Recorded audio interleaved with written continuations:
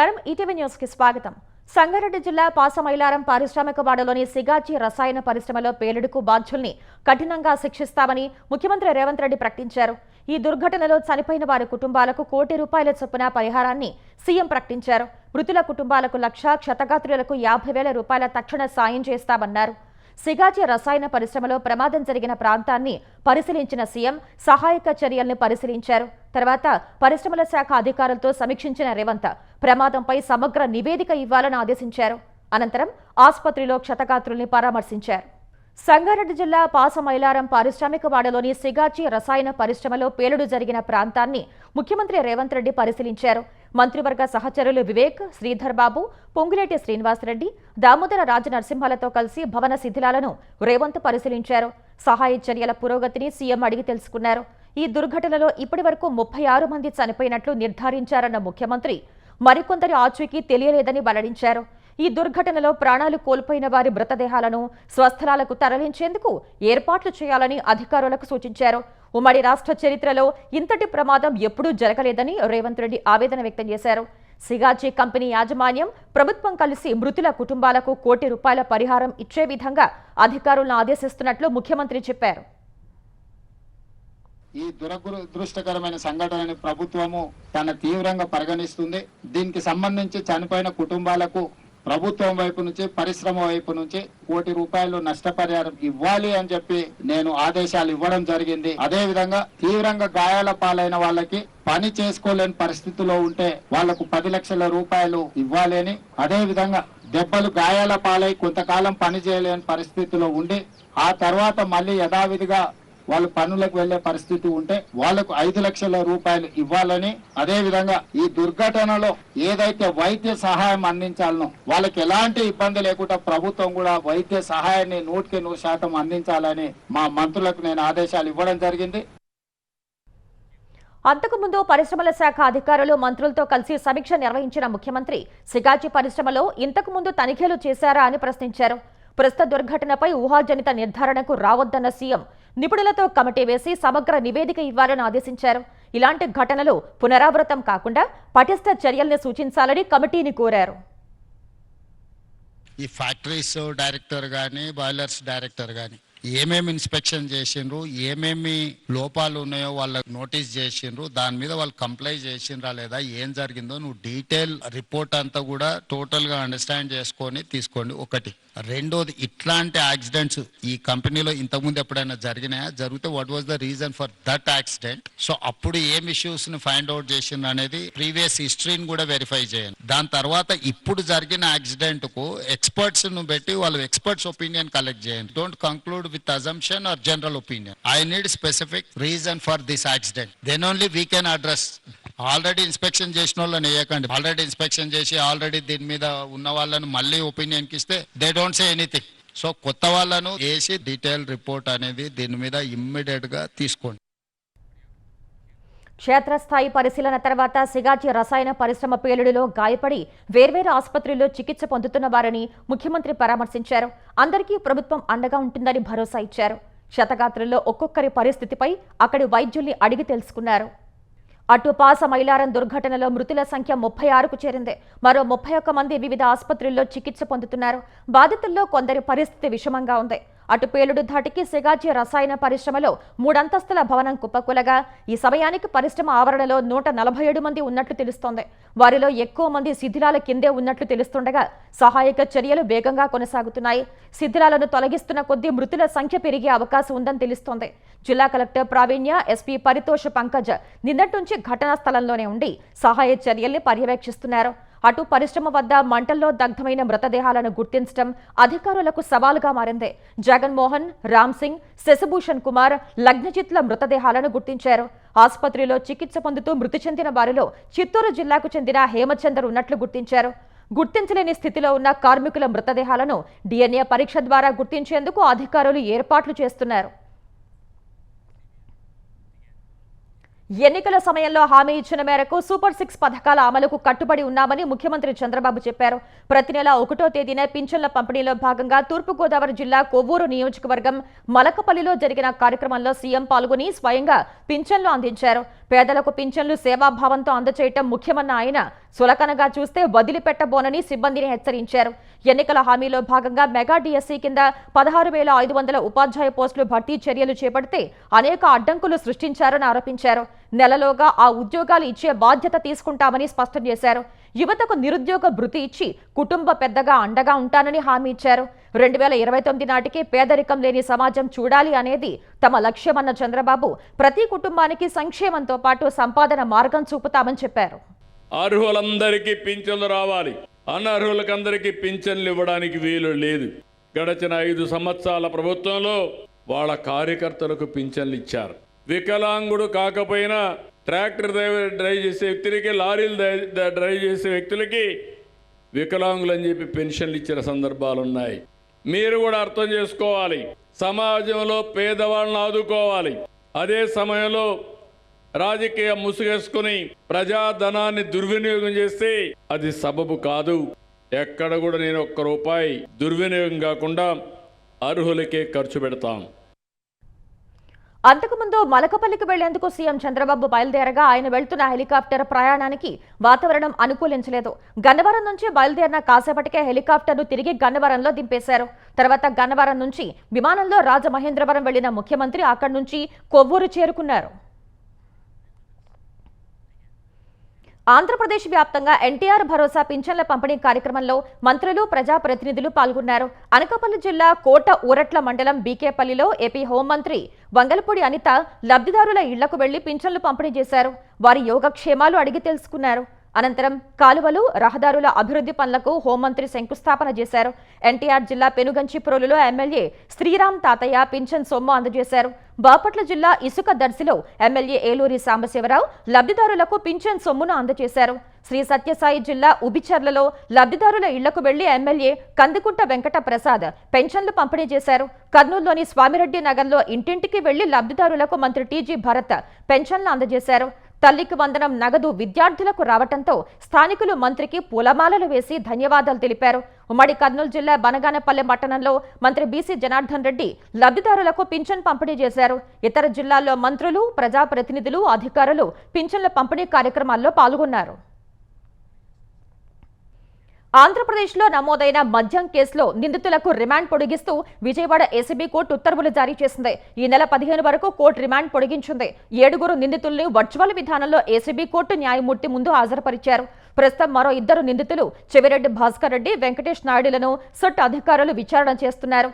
నిందితులను రిమాండ్కు తీసుకువచ్చే సమయంలో వారి కుటుంబ సభ్యులు సహా 100 మంది కోర్టు వద్దకు వస్తున్నారని, ఆ సమయంలో భద్రత కల్పించడం కష్టమవుతోందని సిట్ అధికారి కోర్టు దృష్టికి తీసుకొచ్చారు. అందుకే వర్చువల్ గా హాజరుపరిచామని వివరణ ఇచ్చారు. మద్యం కుంభకోణం నగదుకు సంబంధించి కొన్ని కంపెనీల నుంచి లావాదేవీలు జరిపారని సిట్ అధికారి కోర్టుకు తెలిపారు. 30 కోట్ల రూపాయల సీజింగ్ కు సంబంధించి ఇప్పటికే జీవో వచ్చిందని, వాటి వివరాల నివేదికను కోర్టుకు అందజేశారు. మరో 32 కోట్ల రూపాయలకు సంబంధించిన బ్యాంకు ఖాతాలను సీజ్ చేయనున్నట్లు తెలిపారు. కొన్ని కంపెనీలు మద్యం కుంభకోణంకు సంబంధించిన నగదును ఇన్ఫ్రా కంపెనీలకు బదిలీ చేశాయని సిట్ తెలిపింది. ప్రస్తుత దర్యాప్తుపై తెలియగానే ఇన్ఫ్రా కంపెనీలు నగదును తిరిగి జమ చేశారని కోర్టుకు సిట్ వివరించింది. మద్యం కుంభకోణం కేసులో నిందితులుగా ఉన్న వైసీపీ నేతలు చెవిరెడ్డి భాస్కర్ రెడ్డి, వెంకటేష్ నాయుడులను సిట్ కస్టడీకి తీసుకుని విచారిస్తోంది. ఈ ఉదయం జైలు వద్ద 2 కస్టడీకి తీసుకున్న సిట్ వారిని కార్యాలయానికి తరలిస్తుండగా చెవిరెడ్డి హల్చల్ చేశారు. తనపై తప్పుడు కేసులు పెట్టారంటూ పెద్దగా కేకలు వేశారు. ఇంకా పెద్ద నటులు, దర్శకులు ఉన్నారంటూ, దేవుడు అన్నీ చూస్తున్నారంటూ, ఎవ్వరిని వదిలేది లేదంటూ హెచ్చరించారు. జైలు నుంచి 2 ఆసుపత్రికి తరలించిన సిట్ అధికారులు అక్కడ వైద్య పరీక్షలు నిర్వహించిన తర్వాత కార్యాలయానికి తరలించి విచారిస్తున్నారు.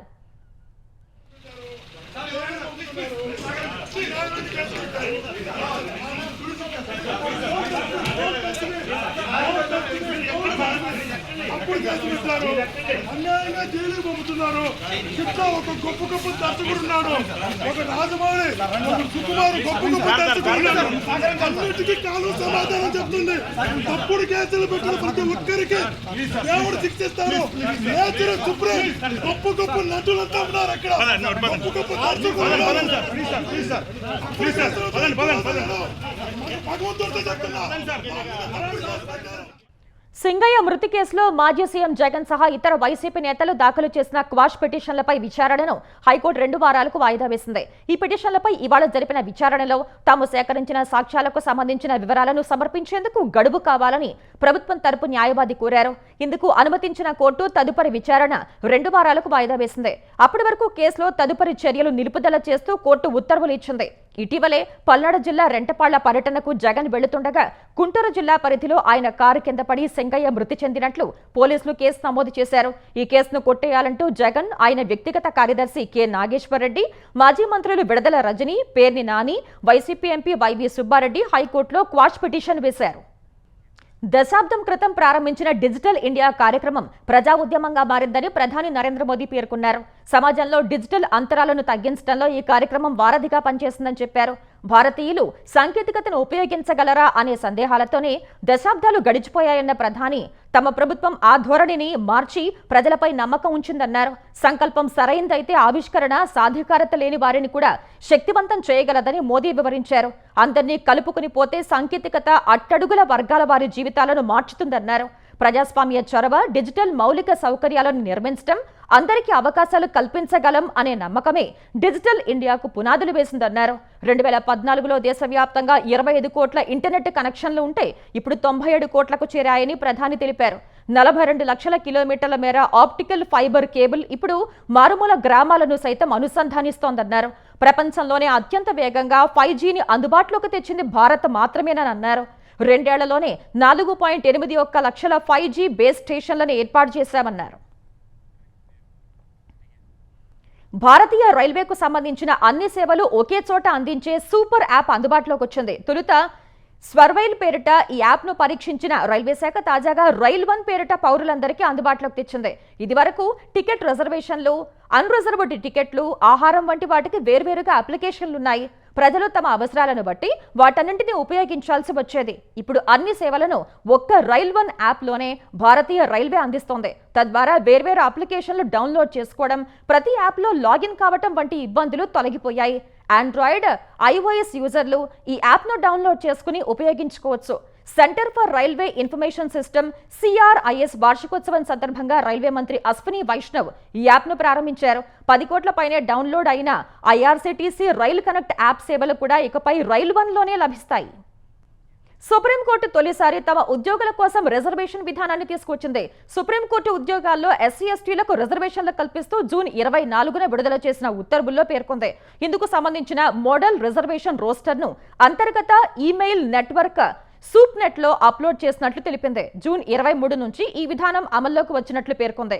సుప్రీంకోర్టు రిజిస్ట్రార్లు, సీనియర్ వ్యక్తిగత సహాయకులు, అసిస్టెంట్ లైబ్రేరియన్లు, జూనియర్ కోర్టు అసిస్టెంట్లకు ఈ రిజర్వేషన్లు వర్తిస్తాయని వెల్లడించింది. ఈ మేరకు సుప్రీంకోర్టు నియామకాలు, పదోన్నతుల్లో SCలకు 15%, STలకు 7.5% కోటా లభిస్తుంది. గోల్కొండ కోటపై కాషాయ జెండా ఎగిరేలా పనిచేస్తానని బీజేపీ తెలంగాణ నూతన అధ్యక్షుడు రామచంద్రరావు అన్నారు. తెలంగాణలో బీజేపీ అధికారంలోకి రావాలంటే ప్రతి ఒక్కరూ కలిసి పనిచేయాలని సూచించారు. బీజేపీ తెలంగాణ అధ్యక్షుడిగా ఒక్కటే నామినేషన్ దాఖలు కావడంతో ఆయన ఎన్నిక లాంఛనమైంది. రంగారెడ్డి జిల్లా మన్నగూడలోని వేదా కన్వెన్షన్లో ఏర్పాటు చేసిన కార్యక్రమంలో రామచంద్రరావు పేరును ప్రకటించిన రిటర్నింగ్ అధికారి కేంద్ర మంత్రి శోభా కరంద్లాజే నియామక పత్రాన్ని అందించారు. కేంద్ర మంత్రి కిషన్ రెడ్డి పార్టీ జెండాను అందించారు. పార్టీ సీనియర్ నేతలు, కేంద్ర మంత్రులు, ఎంపీలు కొత్త అధ్యక్షుడిని సన్మానించారు. పార్టీలోకి కొత్త వారిని ఆహ్వానిద్దామని రామచంద్రరావు తెలిపారు. పంచాయతీ నుంచి పార్లమెంటు వరకు బీజేపీ గెలవాలని చెప్పారు. ప్రజాస్వామ్య పద్ధతుల్లో కాంగ్రెస్ ప్రభుత్వంపై పోరాటం చేద్దామని పిలుపునిచ్చారు. వచ్చే ఎన్నికల్లో తెలంగాణలో అధికారం చేపట్టాలనే లక్ష్యంతో బీజేపీ ఉందని కేంద్ర మంత్రి కిషన్ రెడ్డి అన్నారు. అధ్యక్షుడు అయినంత మాత్రాన కిరీటం రాదని, ఆ స్థానంలో ఎవరు ఉన్నా ఐక్యంగా పనిచేయాలని స్పష్టం చేశారు. పార్టీ కోసం పదవి ఉన్నా లేకపోయినా పనిచేసేటువంటి నిస్వార్థమైనటువంటి కార్యకర్త, మనసులో ఏ రకమైనటువంటి కల్మషం లేనటువంటి కార్యకర్త ఎన్ రామచంద్రరావు గారి విషయాన్ని అర్థం చేసుకోవాలి. అనేక మంది వేదిక మీద ఉన్నటువంటి వాళ్ళు కానీ, వేదిక ఉన్నటువంటి వాళ్ళు కానీ ఈరోజు జిల్లా అధ్యక్షులయ్యారు, కొంతమంది మండల అధ్యక్షులయ్యారు. కాబట్టి ఇది నిరంతరమైనటువంటి సంస్థాగత ప్రక్రియ. నేను మళ్ళీ చెప్తా ఉన్నాను, ఎవరు అధ్యక్షులైనా అందరం కూడా పార్టీ నియమావళి ప్రకారము, పార్టీ యొక్క లక్ష్యం కోసము, పార్టీ యొక్క పటిష్టత కోసం అందరం కష్టపడి పనిచేయాల్సినటువంటి బాధ్యత మనకున్నది. సోషల్ మీడియా వాళ్ళు కొత్తగా వాట్సాప్ లో దాన్ని చేస్తూ ఉన్నారు. అది మనం బిలీవ్ చేయడానికి అవసరం లేదు. నా మీద ఎవరి మీద ఉన్నా మనం బాధపడాల్సిన అవసరం లేదు. దమ్ముంటే, దమ్మి అనే మాట దగ్గర దమ్ముంటే ఎదురుగా వచ్చి పోరాడండి, అది అసలైన దమ్ము. దమ్మిను మీరు కాబట్టి, మీకు దమ్ము లేదు కాబట్టి వెనక నుంచి మీకు పేరు లేని పేపర్లు పెట్టి సోషల్ మీడియాలో సర్క్యులేట్ చేస్తున్నారు మిత్రులారా. దానికి కూడా లీగల్ యాక్షన్ ఉంటుంది. తప్పుడు ప్రచారాలు చేస్తే వాళ్ళ మీద కూడా క్రిమినల్ కేసేసి తప్పకుండా జైలుకు పంపిస్తుంది. ఆంధ్రప్రదేశ్లో కమల దళాన్ని తిరుగులేని శక్తిగా నిలబెడతానని బీజేపీ నూతన అధ్యక్షుడు మాధవ్ ప్రకటించారు. ఒక చేతిలో బీజేపీ జెండా, మరో చేతిలో కూటమి అజెండాను తీసుకుని ప్రజల్లోకి వెళ్లాలని కార్యకర్తలకు పిలుపునిచ్చారు. బీజేపీ ఆంధ్రప్రదేశ్ అధ్యక్ష పదవికి మాధవ్ ఒక్కరే నామినేషన్ దాఖలు చేయగా ఏకగ్రీవంగా ఎన్నికైనట్లు పార్టీ ఎన్నికల పరిశీలకుడిగా వచ్చిన బీజేపీ జాతీయ కౌన్సిల్ సభ్యుడు మోహన్ ప్రకటించారు. వెంటనే మాధవ్ను అభినందించిన పురంధేశ్వరి బాధ్యతలు అప్పగించారు. పార్టీ నేతలంతా మాధవ్కు శుభాకాంక్షలు తెలిపారు. బీజేపీ కార్యకర్తలకు న్యాయం జరగాలంటే ఎన్నికల్లో సీట్లు పెంచుకోవాలని నేతలు సూచించారు. కొత్తగా అధ్యక్ష బాధ్యతలు స్వీకరించిన మాధవ్ ఆ దిశగా కృషి చేయాలని కోరారు. ప్రధాని మోదీ మార్గనిర్దేశనంలో పార్టీని ముందుకు నడిపిస్తారని మాధవ్ చెప్పారు. ప్రోత్సహించిన వారి నుండి ఒకంత ఆత్మస్థైర్యాన్ని, బలాన్ని పుంజుకుంటూ అడుగు ముందుకు వేశాను. ప్రతిఘటించిన వారి దగ్గర నుండి ఎందుకు ప్రతిఘటిస్తున్నారు అనేటువంటి విషయాన్ని అన్వయించుకుంటూ కొత్త పాఠాలు నేర్చుకుంటూ అడుగు ముందుకు వేశాను. కొన్ని నిర్ణయాలు నాకు అంత రుచించకపోయినా కూడా పార్టీకి మంచి చేకూర్చాలి, లాభం చేకూర్చాలి అనేటువంటి భావన తప్పించి నా ఈ 2 సంవత్సరాల ప్రస్థానంలో వేరే ఆలోచనకి తావు లేదు. ప్రభుత్వంలో భాగస్వాములుగా మనం ఉన్నటువంటి నేపథ్యంలో మనం మాట్లాడే ప్రతి మాట కూడా 1కి 10 సార్లు ఆలోచించి మాట్లాడవలసినటువంటి పరిస్థితి మనకుంటుంది. నరేంద్ర మోడీ గారు విశాఖపట్నం రాసిన సందర్భంగా 45 నిమిషాల పాటు మన కార్యకర్తలతో మాట్లాడుతున్న సందర్భంలో ఆయన చెప్పిన మాట ఏంటంటే, 1996 ప్రాంతంలో గుజరాత్ ప్రాంతం కన్నా, కర్ణాటక ప్రాంతం కన్నా శక్తివంతంగా పార్టీ ఆంధ్రప్రదేశ్లో ఉంది. ఆ రాష్ట్రాల్లో మనం అధికారానికి వచ్చి ఈ రాష్ట్రంలో ఎందుకు రాలేదు, తప్పనిసరిగా మీరందరూ ఆలోచించాలని చెప్పారు. ఈ రాష్ట్రంలో భారతీయ జనతా పార్టీ కేంద్ర ప్రభుత్వం రాష్ట్రంలో అన్ని ప్రాంతాలకి చేస్తున్న సహాయం, ఏ పథకాలైతే గ్రామానికి వచ్చాయి వాటిని తీసుకెళ్లాల్సిన అవసరం ఉంది. ఎగువన కురుస్తున్న వర్షాలకు కృష్ణమ్మ పరవళ్లు తొక్కుతుండగా శ్రీశైలం ప్రాజెక్టు నిండడానికి మరో 10 అడుగుల దూరంలో ఉంది. జురాల నుంచి శ్రీశైలం జలాశయానికి 1,00,000 క్యూసెక్కుల వరద వస్తోంది. శ్రీశైలం కుడి, ఎడమ జల విద్యుత్ కేంద్రాల్లో విద్యుత్ ఉత్పత్తి చేస్తూ 58,750 క్యూసెక్కులను దిగువకు వదులుతున్నారు. శ్రీశైలం జలాశయ పూర్తి స్థాయి నీటి మట్టం 885 అడుగులు కాగా ప్రస్తుతం 874 అడుగులకు చేరింది. శ్రీశైలం జలాశయ పూర్తి స్థాయి నీటి నిల్వ సామర్థ్యం 215 అడుగులు కాగా ప్రస్తుతం నీటి నిల్వ 160 టీఎంసీలకు చేరింది. నిరుటితో పోలిస్తే శ్రీశైలం జలాశయంలోకి నీరు ఇప్పటికే భారీగా వచ్చి చేరింది. గతేడాది సరిగ్గా ఇదే రోజు జలాశయంలో 815 అడుగుల నీటి మట్టం ఉండగా 37 టీఎంసీల నిల్వ మాత్రమే ఉంది. ఈసారి జూన్ 1 నుంచి శ్రీశైలం జలాశయంలోకి 127 టీఎంసీలకు పైగా నీరు వచ్చి చేరింది. నాగార్జున సాగర్ గరిష్ట నీటి మట్టం 590 అడుగులు కాగా ప్రస్తుతం 514 అడుగులకు పైగా నీరు చేరింది. సాగర్ పూర్తి నిల్వ సామర్థ్యం 312 టీఎంసీలు కాగా ప్రస్తుతం 139 టీఎంసీల నీరు చేరింది. జూన్ నుంచి నాగార్జున సాగర్లోకి 17 టీఎంసీలకు పైగా నీరు చేరింది. నిరుడు సరిగ్గా ఇదే రోజు సాగర్లో 504 అడుగుల వద్ద 121 టీఎంసీల నీరు మాత్రమే ఉంది. అటు ఎగువ నుంచి వస్తున్న వరదకు తుంగభద్ర జలాశయం దాదాపు నిండింది. కర్ణాటక, మలైనాడు పరిసరాల్లో కురుస్తున్న వర్షాలకు డ్యాంలోకి భారీగా నీరు చేరుతోంది. తుంగభద్ర జలాశయ పూర్తి స్థాయి నీటి మట్టం 1633 అడుగులు కాగా ప్రస్తుతం 1624 అడుగులు దాటింది. మహారాష్ట్ర నాందేడ్ జిల్లా ధర్మాబాద్ సమీపంలో గోదావరి నదిపై నిర్మించిన బాబ్లీ ప్రాజెక్టు గేట్లు ఎత్తారు. కేంద్ర జల సంఘం అధికారుల పర్యవేక్షణలో మహారాష్ట్ర, తెలంగాణ అధికారులు గేట్లను తెరిచారు. సుప్రీంకోర్టు ఆదేశాల మేరకు మహారాష్ట్ర ప్రభుత్వం ప్రతి ఏడాది జూలై 1న ప్రాజెక్టు 14 గేట్లు ఎత్తుతుంది. అక్టోబర్ 28 వరకు నదీ ప్రవాహానికి ఆటంకం లేకుండా గేట్లను తెరిచి ఉంచుతుంది. బాబ్లీ ప్రాజెక్టు నుంచి నీటి విడుదలతో గోదావరిలో నీటి మట్టం పెరుగుతుందని, పరిసర ప్రాంతాల వారు అప్రమత్తంగా ఉండాలని అధికారులు సూచించారు. బల్కంపేట ఎల్లమ్మ తల్లి కళ్యాణం కమనీయంగా సాగింది. ప్రతి ఏడాది ఆషాఢ మాసం తొలి మంగళవారం నిర్వహించే కళ్యాణ వేడుక వేలాదిగా తరలివచ్చిన భక్త జన సందోహం మధ్య అంగరంగ వైభవంగా సాగింది. తెల్లవారుజామునే ప్రత్యేక పూజలు, అభిషేకం నిర్వహించిన పూజారులు ఎల్లమ్మ, జమదగ్ని అయ్యవారిని ప్రత్యేకంగా అలంకరించారు. తెలంగాణ దేవాదాయ శాఖ మంత్రి కొండా సురేఖ అమ్మవారికి ప్రభుత్వం తరపున పట్టు వస్త్రాలు, ముత్యాల తలంబరాలు, పసుపు, కుంకుమ, మంగళసూత్రాన్ని అందించారు. శ్రీ రేణుకా ఎల్లమ్మ అమ్మవారికి జోగిని శ్యామల తలంబ్రాలు సమర్పించారు. జీలకర్ర బెల్లం పెట్టించి కళ్యాణ తంతు జరిపించిన పూజారులు తర్వాత తలంబ్రాల వేడుక చేశారు. ఈ వేడుకకు మంత్రి Ponnam Prabhakar, MP Anil Kumar, GHMC mayor Gadwal Vijayalakshmi, మాజీ మంత్రులు తలసాని శ్రీనివాస్ గౌడ్, మల్లారెడ్డి, హైదరాబాద్ కలెక్టర్ హరిచందన పాల్గొన్నారు. రేపు తెల్లవారుజామున అమ్మవారికి అభిషేకం, మహాశాంతి చండీ హోమం నిర్వహిస్తారు. అనంతరం బలిహరణ, పూర్ణాహుతి, అమ్మవారి రథోత్సవం ఉంటుంది. ఉక్రెయిన్తో 3 ఏళ్లుగా సాగుతున్న యుద్ధంలో రష్యా కీలక పురోగతి సాధించినట్లు తెలుస్తోంది. రష్యా దళాలు ఉక్రెయిన్లోని లుహాన్స్క్లో అన్ని ప్రాంతాలను ఆక్రమించినట్లు తెలుస్తోంది. ఉక్రెయిన్ ఆక్రమిత లుహాన్స్క్ రీజియన్లో రష్యా నియమించిన అధికారి లియోనిడ్ ఈ మేరకు ధృవీకరించారు. 2 రోజుల కింద రష్యా దళాలు లుహాన్స్క్ రీజియన్పై 100% పట్టు సాధించాయని చెప్పారు. ఈ మేరకు తనకు ఓ నివేదిక అందినట్లు తెలిపారు. మాస్కో నుంచి అధికారిక ప్రకటన వస్తే 3 ఏళ్ల నుంచి సాగుతున్న యుద్ధంలో ఉక్రెయిన్కు చెందిన ఓ రీజియన్ పూర్తి స్థాయిలో రష్యా అధీనంలోకి వచ్చినట్టవుతుంది. ఈ అంశంపై ఉక్రెయిన్ మాత్రం ఇంకా ఎలాంటి ప్రకటన చేయలేదు. అటు ఉక్రెయిన్పై డ్రోన్లు, క్షిపణులతో రష్యా విరుచుకుపడుతోంది. తాజాగా ఉక్రెయిన్ నావికా దళానికి చెందిన ఇంధన సరఫరా సౌకర్యాలు, డ్రోన్ల నిల్వ స్థలాలు, మందుగుండు సామాగ్రి డిపోలపై రష్యా విరుచుకుపడింది. ఇదే సమయంలో ఉక్రెయిన్ ప్రయోగించిన 144 డ్రోన్లను తమ వైమానిక రక్షణ వ్యవస్థ కూల్చివేసిందని రష్యా తెలిపింది.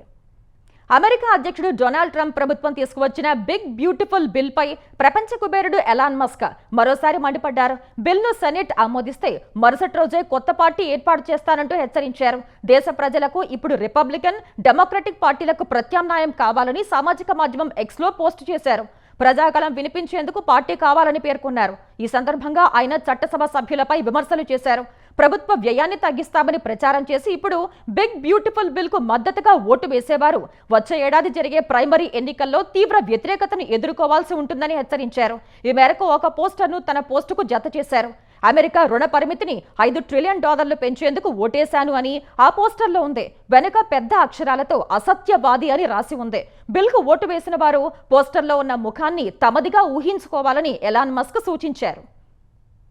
టెస్లా అధినేత హెచ్చరికలపై అమెరికా అధ్యక్షుడు డొనాల్డ్ ట్రంప్ తన సొంత సామాజిక మాధ్యమం ట్రూత్ సోషల్లో మండిపడ్డారు. మానవ చరిత్రలో ఎవరూ పొందనంత రాయితీలను ఎలాన్ మస్క్ తీసుకుంటున్నారని ఆరోపించారు.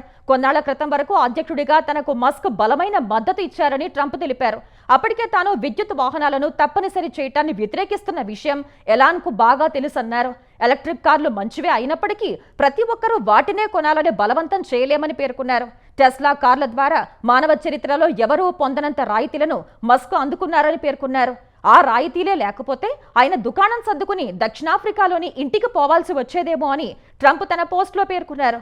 ఇకపై రాకెట్, ఉపగ్రహ ప్రయోగాలు, ఎలక్ట్రిక్ కార్ల ఉత్పత్తులు ఉండవని, అమెరికా మరింత సొమ్మును ఆదా చేసుకుంటుందన్నారు. ఈ అంశాన్ని డోజ్ పరిశీలించాలని సూచించారు. భారీ వర్షాలు, ఎగువ నుంచి పోటెత్తుతున్న ఆకస్మిక వరదలతో హిమాచల్ ప్రదేశ్ అల్లాడుతోంది. బిఎస్ సహా పలు నదులు భారీగా వస్తున్న వరదతో ప్రమాదకర స్థాయిని దాటి ప్రవహిస్తున్నాయి. మండి జిల్లాలో వర్షాలకు, ఆకస్మిక వరదలకు ఒకరు మృతి చెందారు. మరో 12 మంది గల్లంతయ్యారు. జోరు వర్షాలకు హిమాచల్ ప్రదేశ్ వ్యాప్తంగా అనేక చోట్ల కొండ చర్యలు విరిగి పడుతూనే ఉన్నాయి. విపత్తు నిర్వహణ కేంద్రం చెప్పిన ప్రకారం 259 రహదారులు దెబ్బతిన్నాయి. మండి జిల్లాలో 129, సిర్మౌర్ జిల్లాలో 92 రోడ్డు వర్షాలకు ధ్వంసమయ్యాయి. 614 ట్రాన్స్ఫార్మర్లు దెబ్బతినగా 130 చోట్ల తాగునీటి పథకాలకు ఆటంకం కలిగింది. జూన్ 20 నుంచి ఇప్పటి వరకు వర్షాల కారణంగా 23 మంది ప్రాణాలు కోల్పోయినట్లు విపత్తు నిర్వహణ కేంద్రం అధికారులు తెలిపారు. మండి సహా పలు జిల్లాల్లో భారీ నుంచి అతి భారీ వర్షాలు కురుస్తాయని వాతావరణ విభాగం హెచ్చరిక జారీ చేయడంతో అధికారులు ముందు జాగ్రత్త చర్యలు చేపట్టారు. జలవనరుల సమీపంలో ఉన్న ప్రజల్ని అప్రమత్తంగా ఉండాలని విజ్ఞప్తి చేస్తున్నారు. ఉత్తరాఖండ్లోనూ జోరు వర్షాలకు నదుల్లో నీటి మట్టం భారీగా పెరిగింది. రిషికేశ్ వద్ద గంగా నది ఉగ్ర రూపు దాల్చింది. నదీ తీరంలో ఉన్నవారు సురక్షిత ప్రాంతాలకు వెళ్లిపోవాలని ఎస్డీఆర్ఎఫ్, స్థానిక పోలీసులు అప్రమత్తం చేశారు. వర్షాలు కొనసాగుతున్న నేపథ్యంలో గంగా నదిలో నీటి మట్టం మరింత పెరుగుతుందని హెచ్చరిస్తున్నారు. ముందు జాగ్రత్తగా విపత్తు నిర్వహణ దళాలను మోహరించారు. డెహ్రాడూన్, ఉత్తరకాశీ, తెహ్రీ, గఢ్వాల్ జిల్లాల్లో అతి భారీ వర్షాలు కురుస్తాయని వాతావరణ విభాగం రెడ్ అలర్ట్ జారీ చేసింది. పౌరీ, గఢ్వాల్, చంపావత్, నైనిటాల్ నైనిటాల్, రుద్రప్రయాగ జిల్లాలకు ఆరెంజ్ అలర్ట్ జారీ చేసింది. కొండ చర్యలు విరిగిపడి యమునోత్రి హైవేపై సిలాయిబండ్, ఓజారి ప్రాంతాల్లో రాకపోకలు నిలిచిపోయినట్లు అధికారులు తెలిపారు. జాతీయ రహదారిలో కొంత భాగం కొట్టుకుపోయిందని వెల్లడించారు. యమునోత్రి జాతీయ రహదారిని పునరుద్ధరించే చర్యలు యుద్ధ ప్రాతిపదికన సాగుతున్నట్లు ఉత్తరకాశీ పోలీసులు తెలిపారు. అయితే గంగోత్రి ధామ్కు వెళ్లే రహదారిపై రాకపోకలు సజావుగా సాగుతున్నట్లు చెప్పారు. ఈటీవీ న్యూస్ సమాప్తం. నమస్కారం.